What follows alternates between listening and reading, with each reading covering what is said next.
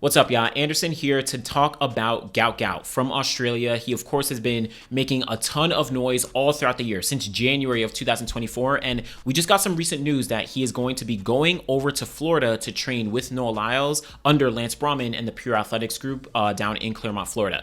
Now, some context, this isn't a permanent move. He's not officially going to be coached by Lance Brauman. It seems like it's just for a couple weeks to do a little base training camp in the fall season before the 2025 season kicks off. But just some context about who Gout Gout is. So much has been coming out about him, and very specifically, most recently, after he dropped in an insane time. And he's only 16 years old, but backtracking all the way up to January, he ran 20.69 seconds in, I think it was January or February of this year, and he's only 16 years old. So that really got onto the radar of a lot of people. That was the Australian U18 record, I think it was, or U20 record. So it really was a huge performance for Gout Gout. He then followed that up in March, and he ran 10.29 seconds in the 100-meter dash. Again, still extremely young. That was a U20 record or U18 record. Apologies for the for Australia specifically. So I think at that point, that's when maybe some comparisons or maybe some ideas on his potential moving forward and into the future started to come into fruition on, hey, can this guy be a very, very serious threat to break some more records globally? Could he be a threat to medal at the U20s that are be happening in the summer this year? So those conversations started to come up. But fast forward to Lima, Peru, U20s, he went down there, and in the 200, he got a silver medal running 20.60 seconds. So one thing, of course, that time, it backed up the performance that he had earlier in the year, that 20.69. We probably did want to see some confirmation that, oh, was this just a little fluke? Can he do it again? And he did it again, 20.60 seconds. I think in the heats of Lima at the World U20s, he ran 20.7, and that clip, I think, was the one that really went kind of viral. I'm not exactly sure why. Again, it wasn't his fastest time, but the way that he just dominated that field, that was a really, really powerful performance. But silver medal at U20s. Then, just a couple weeks ago, he actually signed with Adidas. So he decided to go pro. Only 16 years old, foregoing any potential eligibility to whatever, run for the NCAA or do something else. He was going pro with Adidas. And after that, he then ran another 200-meter race, this time running 20.29 seconds. And this was in early November. This is just a couple days ago. This is insane. 20.69 at the top of the year, 20.60 at the World Juniors, and then 20.29 seconds in November. Again, Australia is already in their summer season, so it makes sense for him to run this fast. But for him to produce results like this from January all the way to November, regardless of what seasons, massive performance. And then now we get the news about him moving to Florida to train with Lance Brauman and, of course, Noah Lyles and the other people for a couple weeks, it seems like. But just to put that 20.29 seconds in a little bit of context, especially for Australia, 20.29 is the fourth fastest Australian time ever. Not just the U20 or U18, all time. All performances. The Australian national record in the 200 is 20.06 seconds. By who? Peter Norman. Peter Norman got a medal at the 1968 Olympic Games in Mexico City for Australia. Remember, you had Tommy Smith, you had John Carlos on the podium, fists raised in the air, right, protesting, for civil rights. Peter Norman was the other guy on the podium. He was wearing, I think, a patch for civil rights as well. There's been a lot of stories written on him, but he was that guy who still owns the national record for Australia today. Now, that may speak to kind of Australia and their growing talent. Maybe Gout Gout is going to be the one to really push Australia to get, somebody under sub 20 seconds, but that's what the national record is. I wouldn't be surprised to see him actually break that sooner than we think. But with him moving to Lance Brauman and Pure Athletics in Florida, at least for a few weeks, there was an interview done with his manager, James Templeton, with abc.net.au, and they got a chance to speak with him about that move to Florida. And so his manager said, quote, "We have the opportunity to go to Florida and join the training group of Noah Lyles and Coach Lance Brauman. There's about 16 or 18 top sprinters there. We'll be heading over for 2 or 3 weeks. That'll be a great opportunity, a wonderful educational experience. I haven't heard from Noah, but he's a great guy, and I'm sure he'll be happy to take the younger guy under his wing a little bit." So this is really interesting as it reminds me of two things. One, when someone signs with a brand, right? Adidas, a Nike, or even another brand like in distance, right? You have Under Armour, you have Brooks, you have New Balance, or whoever it may be. A lot of these sponsors, they would like their athletes to move to some of their professional coaches. And I did a video on this last year in the summer after we found out that Michael Norman had switched over from Quincy Watts to John Smith. that was, I don't want to say orchestrated, but there was some influence by Nike for Michael Norman to move to John Smith. But eventually Michael Norman did return to Quincy Watts. But that is something that's pretty commonplace. And even in this group with Lance Brauman, that is very well documented, even very recently. So Lance Brauman is an Adidas coach, and look at the athletes that he coaches. You have Noah Lyles, you have Jareem Richards, you have Wade Van Niekerk, Noah Williams, Elijah Godwin. Even more recently, new athletes who just signed over from or just finished in the NCAA. Last year, Udodi Onwuzurike, competing for Stanford, signed with Adidas. He's now training with Lance Brauman. This year, Chekne Chorore, right, in the 200, he won NCAAs this year. He just signed with Adidas. He's now training with Lance Brauman. I think also Caleb Dean, he's now training with Lance Brauman, 400-meter hurdle NCAA champion. So all these Adidas athletes, they're moving to Lance Brauman because he's a professional Adidas coach. The same thing happens with Nike athletes. You have Dennis Mitchell, also literally down the block from Lance Brauman in Claremont. He has Kenny Bednarek. He has Shakira Richardson, Melissa Jefferson, T.T. Terry, Kyrie King, Aaron Brown, Christian Coleman. All those athletes are Nike athletes. Even on the women's side, down in Texas, you have Tanja Buford Bailey. She's an Adidas coach. Of course, she does have Gabby Thomas, but she also has a bunch of other women who are Adidas athletes. Lena Irby Jackson, Tamara Clark, Celera Barnes, Cambria Sturgis. There's so many women who are in that group who also are Adidas athletes. So all that context, the reason that Gout Gout is getting this opportunity to go to Florida is probably through the Adidas connection. And that's exactly what his manager said. We have the opportunity to go to Florida and join the training group of Noah Lyles and Coach Lance Brauman, and we'll be heading over for 2 or 3 weeks. So not a permanent situation, just for a little bit of base training, probably, early, late season training, late fall season training to be able to prepare for the 2025 season.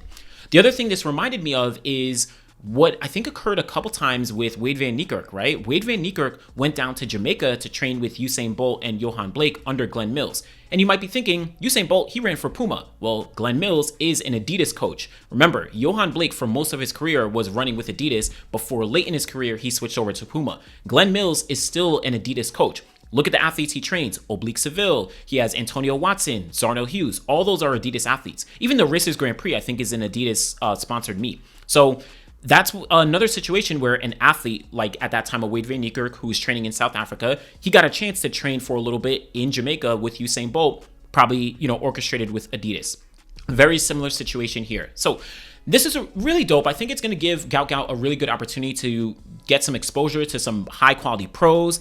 Maybe you can look at some pros and cons of he's still extremely young, right? 16 years old.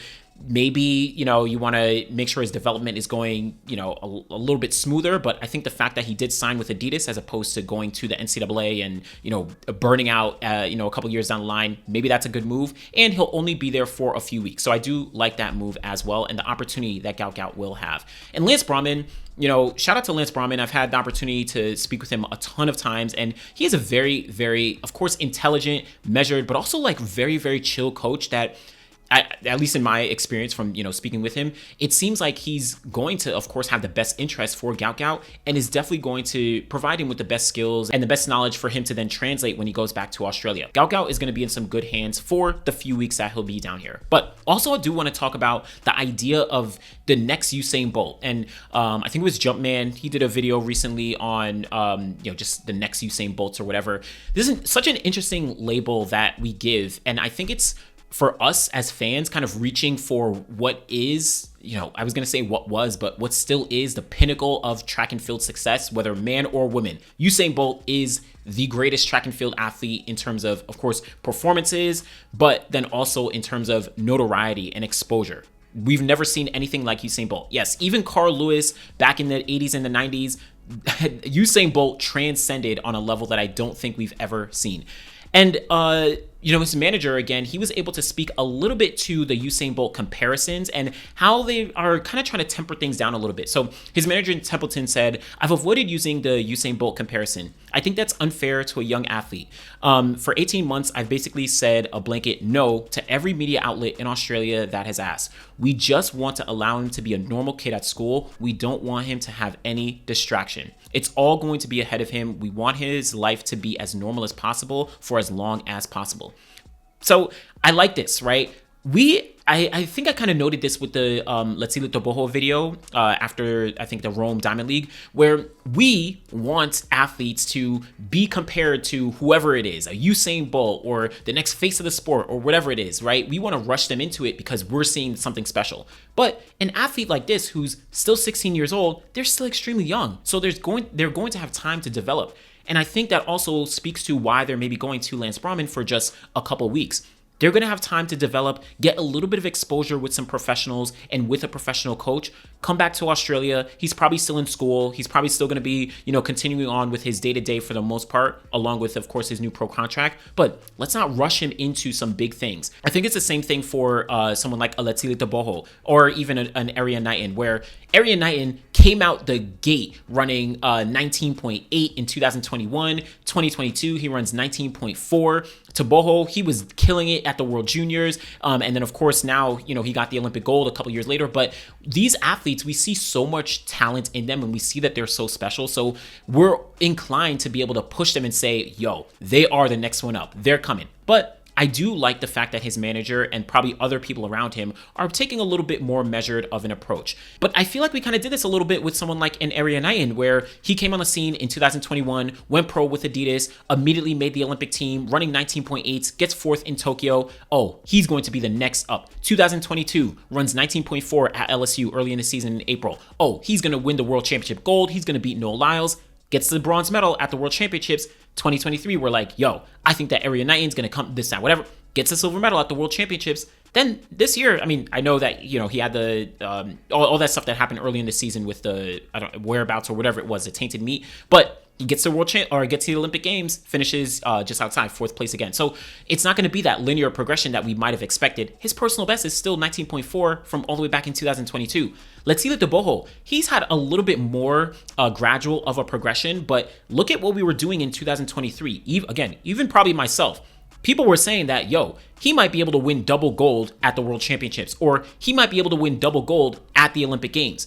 He didn't do either of that. Yes, he medaled last year at the Worlds in the 100 as well as the 200, silver and bronze respectively. This year, he got the gold in the 200. He didn't even get on the podium in the 100. So I think we just have to be a little bit careful in terms of us pushing athletes like a Gout Gout who's still 16 years old and say, yo, you're the next Usain Bolt, pull out that pressure, et cetera, right? His manager said a little bit more on this, where he said, the modern world with viral videos, despite, saying no to the media, has gone viral and everyone is starting to get to know him. So it's kind of like there's a forced pressure that he is dealing with because he's so young and because we just have the internet, right? We have social media, we have Instagram, TikTok, YouTube, et cetera, et cetera. All these things are going to go viral and it's impossible to not see them.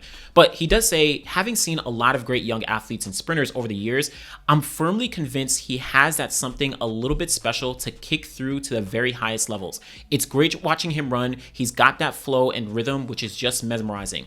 Watching him come off the bend and in that last 50 to 60 meters, it's very special. So his manager is kind of acknowledging that he is a special athlete, but let's make sure that we're a little measured here. I want to make sure that he has a very long career as opposed to a very short career, and have him just be completely forgotten. But I do think that someone like him, he's going to have a very bright future as long as he, kind of continues along this path, very measured approach. Maybe eventually, I do think after these 2 to 3 weeks in Florida training under Lance Brauman, he'll learn some things, go back to Australia, he'll get a chance to continue on with school.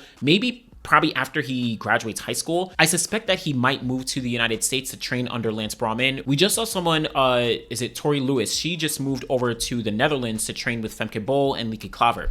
Stuff like that is going to happen. You get to a point where you're just not going to have as much you're just not going to have as strong of a training group where you're going to have people around you to push you every single day to really match the speed and match the strength that you're really putting out on the track. That's going to be necessary for someone like Gout Gout if he continues on this path that maybe he just won't be able to find in Australia. So he'll probably have to make that move. But I don't know, really interesting to see his progression. Just wanted to talk a little bit about it. I really do respect someone like Lance Brauman. He is one of the most respected coaches in the game right now. He is one of the most intelligent coaches in the game. And we've seen his results. So if you can instill a couple things with him down the line, he'll move over to, Gout Gout will move over to Lance Brauman permanently or do whatever he does. We're going to see how that works. But let me know what you think about Gout Gout. Let me know if you think he is the next Usain Bolt and he's going to break all these records, or do you think that he's going to have a more measured approach and we'll see some gradual progress for him over the next couple years? Let me know what you think. Always appreciate y'all. Thanks for watching.